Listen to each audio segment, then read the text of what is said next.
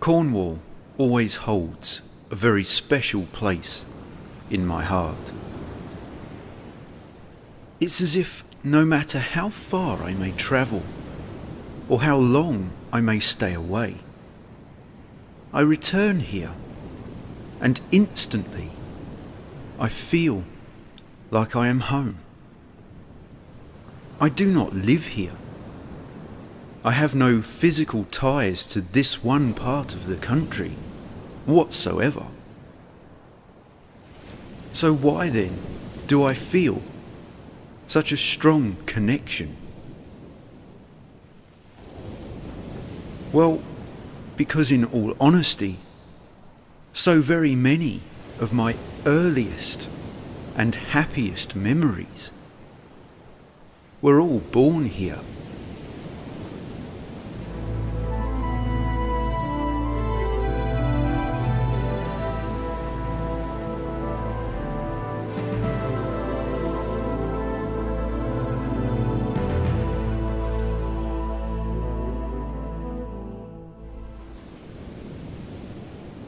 When my parents were but a young couple, they would have fun-packed holidays in St Ives and Carbis Bay along the Cornish coast.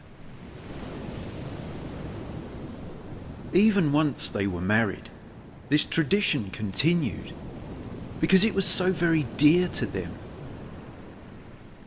So once me and my sister were born, it's no real surprise that the one place they wanted to take us both to share in these fun-packed and happy adventures was Cornwall. Bude, Newquay, Tintagel, Perranporth, Land's End, all of these places and many more rest deep in my memories from childhood. The smell of the salty air, the feel of the sand, the sound of the waves washing against the rocks, and even just the sights themselves unlock such a vast wealth of reaffirming and re-energizing thoughts and feelings, as if I am reconnecting with my very core. Even if the weather is bad, the dark clouds hanging low in the sky and the winds are blowing cold, it doesn't matter, because it all holds such great value in my memories. We went on to do the sunny foreign holidays to Spain, and these too hold their fondness. But that was later, when I was in my mid to late teens, and my idea of a holiday then was very different. Cornwall, however, belongs entirely to my childhood. When I am here, I can still see myself running on the beach, building sandcastles, playing frisbee, and swimming in the sea. I see my dad putting up the tent and my mum cooking beans on a small gas stove. Visions of myself walking along the coast with my parents, stopping for donuts and ice cream before driving back to the campsite to wash up, to go visiting the clubhouse, ready for the night's entertainment. And then finally, going back to the tent, exhausted from the day's activity, but excited because I knew that tomorrow the adventures start all over again. And so the reason it feels like home to me is because in my truest self, it is home. As the years continued on, holidays to Cornwall faded slowly to memory, and my life unfolded into adulthood. My family have always been very close, and so my dad would often ask if I would like to go on a holiday to Belgium or Greece with the family, just one last time. But I would always decline. I don't really know why I kept doing that. I didn't have anything better to do. I just kind of rejected it out of hand. There just seemed to always be something to handle or manage, either at work or in my own head. I was forever looking elsewhere, everywhere, but right in front of me. I remember thinking each time that perhaps next year I would, maybe next time. But next time, next year, never came. Because on Wednesday, the 16th of April, 2016, my dad suffered a collapse and was rushed to hospital.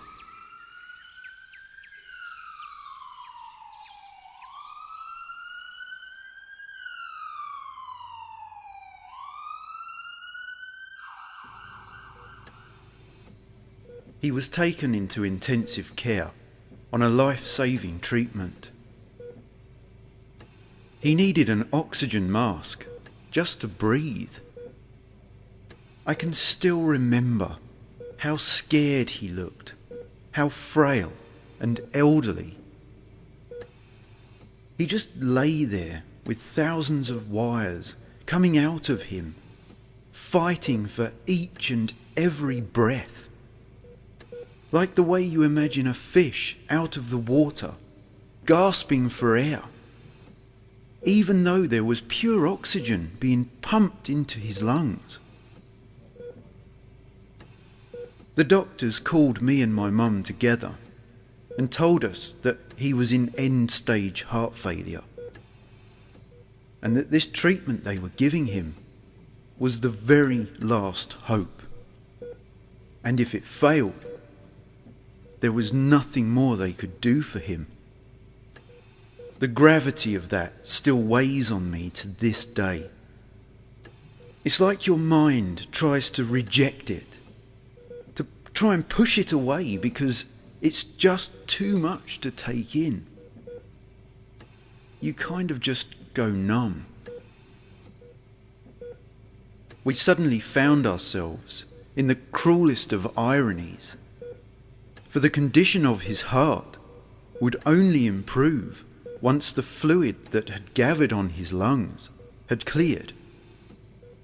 But this fluid would not clear until the condition of his heart improved. It was like a sick, macabre version of that children's song, "There's a hole in my bucket," where no matter what you do, no matter how you approach it, you just keep coming back to the same futile conclusion. So ultimately, we could only play the waiting game and hope and pray that something in my dad changed for the better. Over the next 5 days, I watched my father fight so hard, pushing himself through pain, discomfort, and depression just to try and hold on. But it took so much of him. You could see the exhaustion printed onto his face and the resignation growing in his eyes. The one day he was the most aware and awake, when he could talk to us and we could talk to him, was Sunday, which in a bizarre coincidence just happened to be on Father's Day. I can still remember how vibrant that day was, how despite the harsh conditions, we all seemed at peace. The sun was shining bright through the window. We were encouraging him and talking about old times. Some of his family and friends came to visit, and he just seemed in such high spirits that you almost forgot just how seriously ill he really was. But that reality soon came flooding back on Monday morning.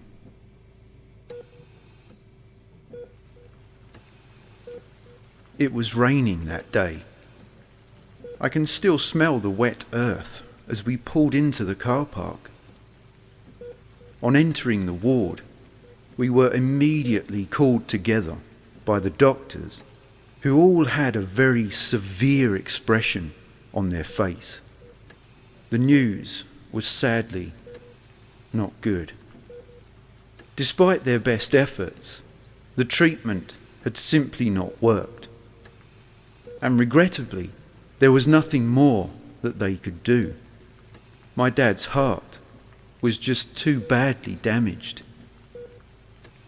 I'd often heard that expression, "My world stopped that day," but it wasn't until that exact moment when I felt every single word. We had to say our final goodbyes that very afternoon.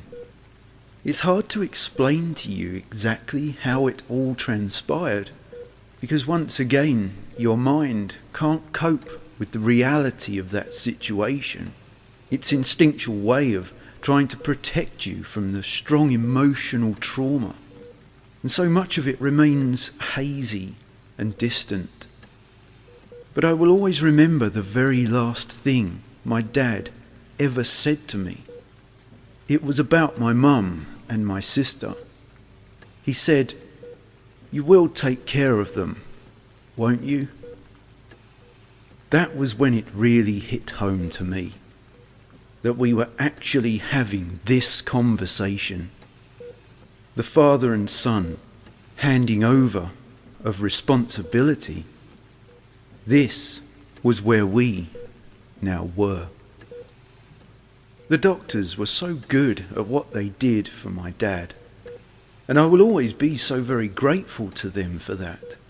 They honoured his wishes to the letter. In one final effort, they did an examination under anaesthetic to see if they could find an artery to repair. But of course, this proved futile. I think all of us, my dad included, knew that this was clutching at straws, but we had nothing left to lose. And so, on Monday, the 20th of June, 2016, at 6:15 p.m, my father, Raymond Nash, passed away peacefully.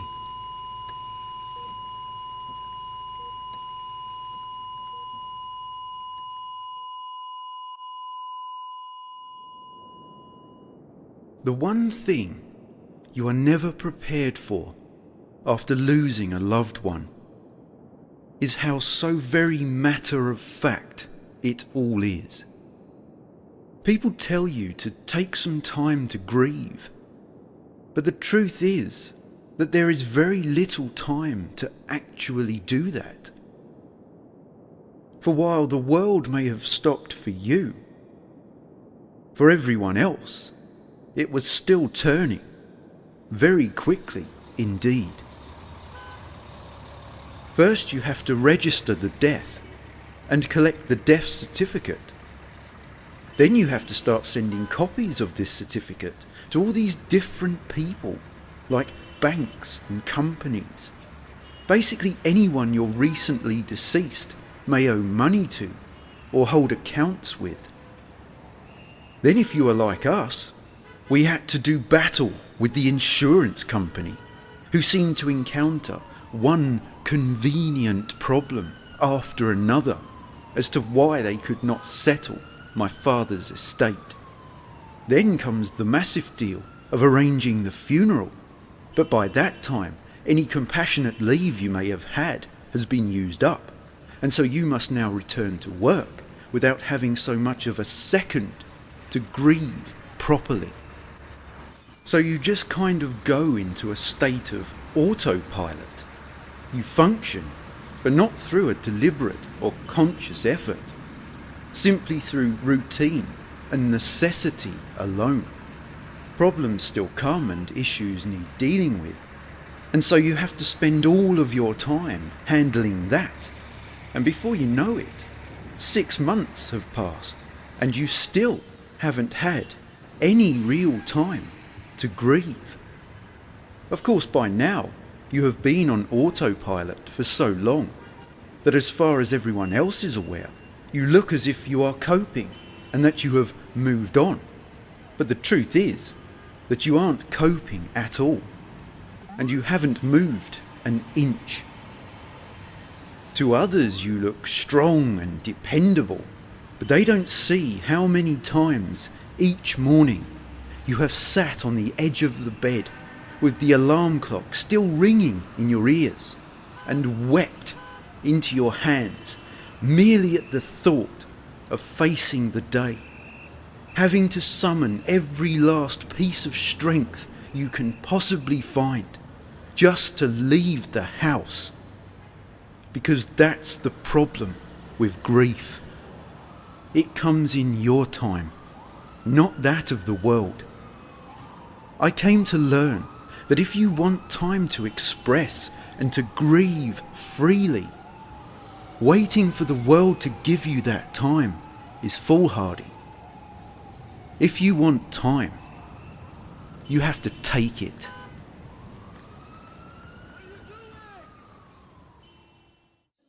Following a long talk with my mum and my sister, we agreed that we all needed to make a positive step towards our future.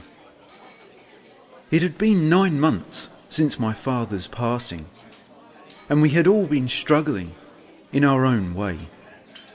We had held the funeral back in July, and our goal was to make it a celebration of my dad's life, not simply the mourning of his death.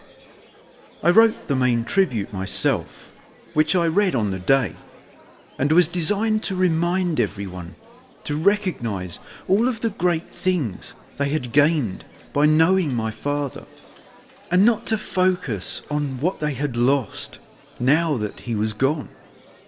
I wanted them to leave that place knowing that they were an important part of my dad's world, and to be proud of the happiness they each brought to his life. I must confess that the people we arranged the funeral with were all so very kind, even though this was just business to them, and they didn't know my father at all. They treated his memory with the same care and respect as if it were their own closest friend. I think that had they not helped us, we would have never given my dad the proud send-off he got, the one he deserved. My dad never wanted to be buried. He really didn't like that idea, and so he was cremated instead. I was always surprised that they don't automatically give you like a special urn or container to put them in. Just a plastic tub and a paper label with your name taped to the lid. Up till now, we hadn't been in the right mind to even consider when or where we would scatter my dad's ashes. But as we all agreed that it was now the right time, where better to do it than somewhere that we all had a strong connection, where we all had happy memories? Where better than Cornwall? That morning, we were very fortunate to have good weather. The place we chose was a beach that overlooked both St Ives and Carbis Bay, the two places my father loved the most in the world, both as a husband and as a father. It wasn't a big ceremony, only the three of us on an empty beach at 7:30 a.m. as the sun was rising. So with our own quiet goodbyes, we finally set him free. I think we all walked from that beach, the three of us, feeling a little different, lighter somehow. I had always hated looking at that tub my father's ashes were kept in, because it hung in my heart like a weight.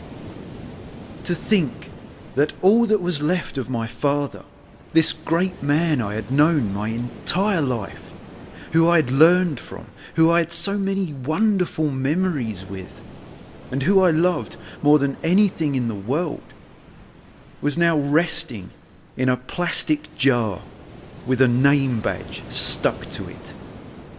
I'm not talking about the soul or the essence. That was released long ago. I mean the physical vessel who I knew him as, the visual presence that he was. But suddenly, it was all different.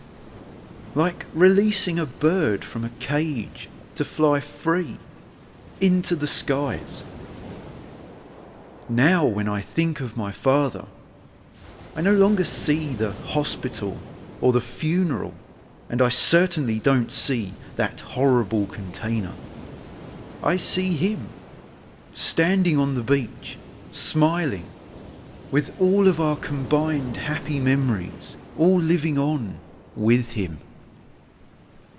We deliberately made the rest of the trip to St. Ives about ourselves, visiting new places and exploring fresh locations as a way to symbolise our intention to move forward and start to build new memories and to shape our lives in ways that we choose, to stop living in autopilot and take the wheel, even if it is scary, even if it is a struggle, because as my father's only son, the best way that I can honour both his life and his death is to truly live. As I sit here on the beach, writing this, my one hope that I have is I will come away from here carrying all of the memories and the new lessons with me, and that I will, for the very first time since my dad died, finally have grieved.